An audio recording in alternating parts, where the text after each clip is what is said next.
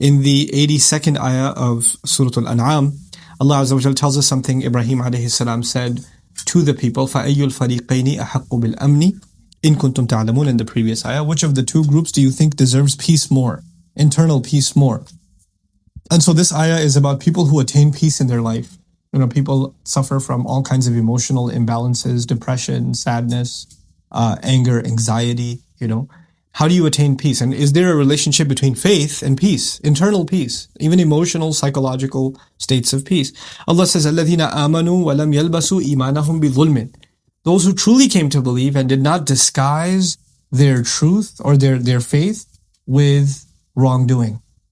In other words, wrongdoing is a disturbance in your, not just on the outside. When you do dhulm, you're disturbing something on the outside or someone on the outside. But in this ayah, beautifully, it is as though Allah is describing that when you do wrong to someone else, you've actually disturbed something inside of you. And then Allah says, if you're able to not do that and not wrong others and not do wrong, not do injustice of any kind, أُولَٰئِكَ لَهُمُ الْأَمْنِ. Those are the people that deserve peace. They'll have peace. They'll have peace inside of themselves. SubhanAllah.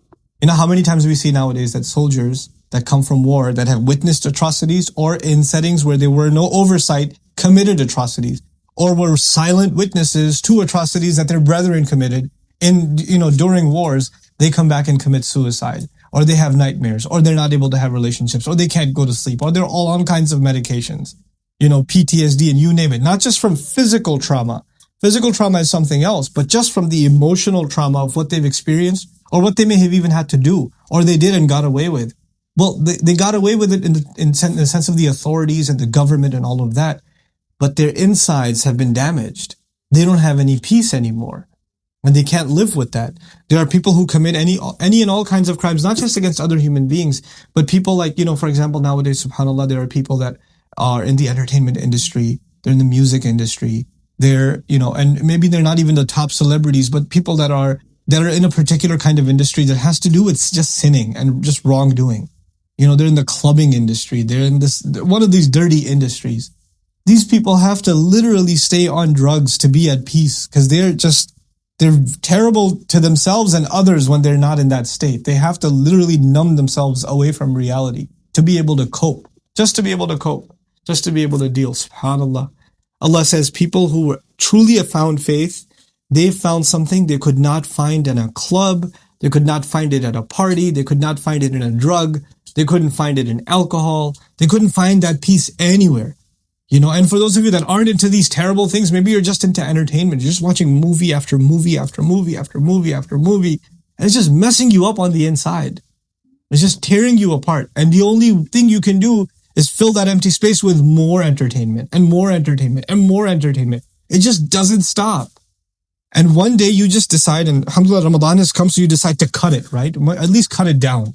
Hopefully you cut it all together in this month. And then you go to the masjid and you feel this peace. And you haven't felt it in a long time. So you can tell the difference between the toxic waste you've been putting inside of you, spiritual toxic waste, and now this cleansing, just the listening to the Quran, just putting your head on the ground with everybody else. Just those few minutes even, what that does to you. At the beginning, when you've been eating terrible food for a long time, healthy food tastes bad. So in the beginning, when people come after a long time to a masjid, they're like, I gotta get out of here quick. Is there a movie playing nearby? Can I do that instead? You see a lot of people, young people especially, want to hang out outside the masjid. They're all on their devices. Nobody's at peace. Nobody's sitting calmly. This is what Iman does. It gives you calm. It gives you peace. You're not jittery. You're not disturbed. You're not just constantly in the need for some other fix, whether for your eyes or for your brain, for your tongue, for your limbs. You're not looking for that fix. You're just at rest. SubhanAllah. أُولَٰئِكَ لَهُمُ الْأَمْنِ وَهُمْ مُهْتَدُونَ. And they're the ones that are committed to guidance. In other words, Allah is saying that this, without commitment, it's only going to come and it's going to go. You're going to have to show some commitment to be able to hold on to that peace. Allah Azza wa Jal, in another place in the Quran, He says, أَلَا بِذِكْرِ اللَّهِ تَطْمَئِنَّ الْقُلُوبِ. You should know that by remembering Allah, hearts become calm. They become tranquil. They become at ease. And that's what this ayah is about. Wallahi, the world, every human being on this world, on this earth, is looking for peace. They're looking for tranquility inside of them. Something is bothering them and they just say to themselves, you tell yourself, if I just had that, I'd be happy. And they put it in different words. Being happy. if I just had if I had this much money, I'd be happy. If I got this girl, I'd be happy. If I had this car, I'd be happy. If I had this house, I'd be happy. If I lived here, I'd be happy. If I bought that device, if I had that video game, if I did this, if I did that. We always set these goals and say, I would be happy. And guess what? The ones you set for yourselves before and you said, you'll get there and you'll be happy. How long did it last? And then you moved on to something else that you couldn't find satisfaction in. This is the ayah that Allah Azza wa Jal teaches us through the words of Ibrahim alayhi salam. Timeless words, right? If it was true back in the day, it's still true today. SubhanAllah.